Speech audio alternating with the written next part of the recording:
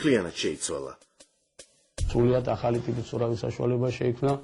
ამასთან ერთად იქმნება კიდევ ამის იგივე მოდერნიზაციის მოდელი დაახლოებით 2007 წლის ბოლოსთვის 2008 წლის დასაწყისისთვის ეს ახალი გრიფი ორბის ტიპის ურავის საშუალება კიდევ შეიქმნება მეორე ერთეული. მუშაობა მიდის მესამე ერთეულის შექმნაზე. 35 მეტრის სიგრძის საპატრულო კატარღაზე დამონტაჟებულია კატერპილერის ორი უახლესი მოდელის 3000 ცხენის ძალის მქონე ძრავი. გემის მაქსიმალური სიჩქარე 35 კვანძია. მართვის სისტემა მთლიანად კატერპილერის სისტემისაა.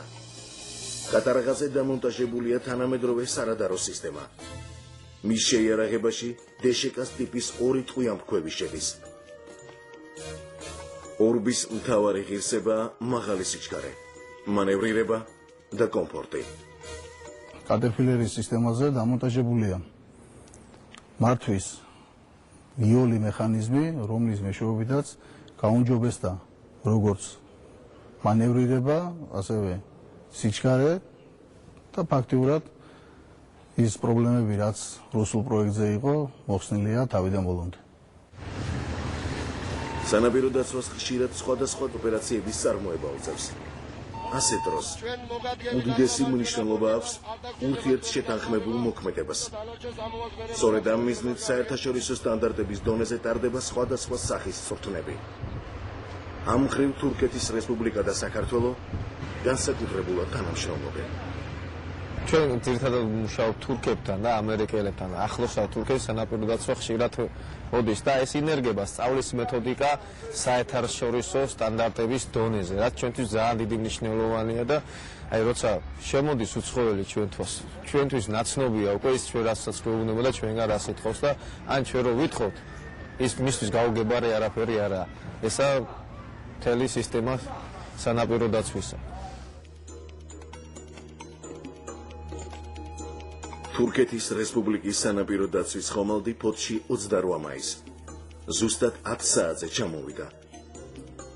რამდენიმე დღიანი ვიზიტით საქართველოს ეწვია თურქეთის სანაპირო დაცვის დელეგაცია ვიცე-ადმირალ ჯან ერენოღლუს მეთაურობით.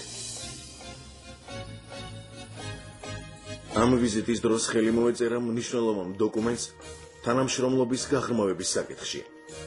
ძირითადი თემა ჩვენი დღევანდელი მოლაპარაკების, ჩვენი შეთანხმების იყო, რომ ჩვენ ვთხოვთ თურქეთის მხარეს, რომ აქტიურად ჩაერიოს, რომ კერძო კომპანიები, რომლებიც ასრულებენ რეისებს აფხაზეთში, კერძოდ ეს არის სოხუმის პორტში, რომ მათმა აღკვეთონ ეს მოძრაობა.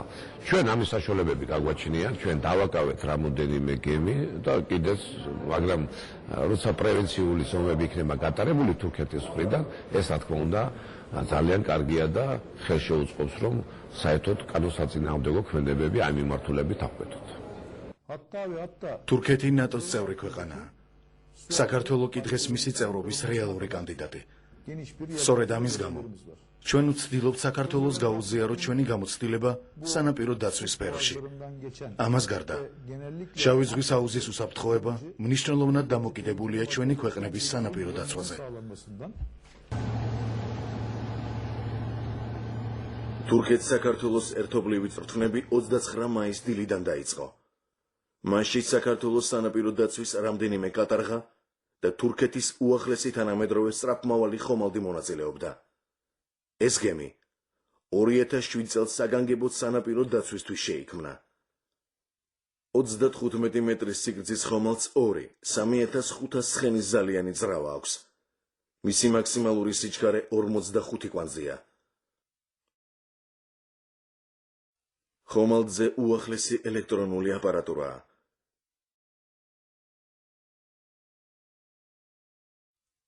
მის შეიარაღებაში შედის 2.12 მმ-იანი ტყვიამფრქვევი და საზენიტო დანადგარის ტიპის მსხვილკალიბრიანი ტყვიამფრქვევი.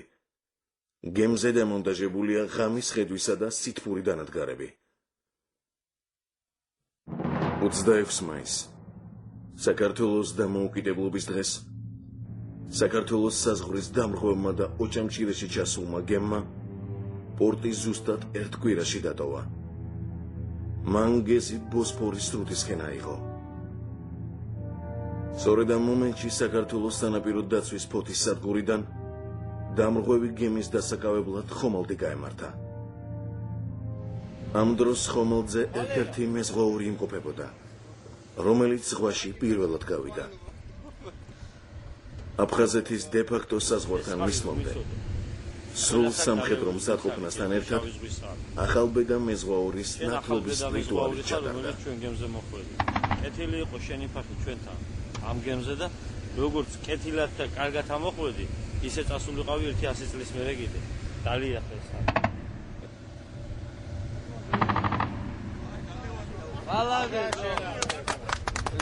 მოხადებული დაასხი თავზე. ისე როცა თავი ასე ეს სულ მასე მოდი მოი.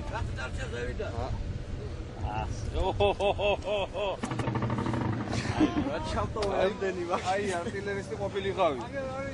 ერის სულ გაგენადგურებია.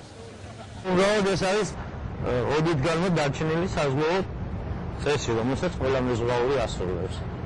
მათ შორის მეც პირველად როცა დავდით გემის გემბანზე ფეხი, ამას ახლა შევიცოდეთ და პატარა დავალებინეთ და მე 1 საათი სვავდი ხელა იყო გადავყევი ძალიან დიდი პლატფორმით დავალებინე მე თვითონ.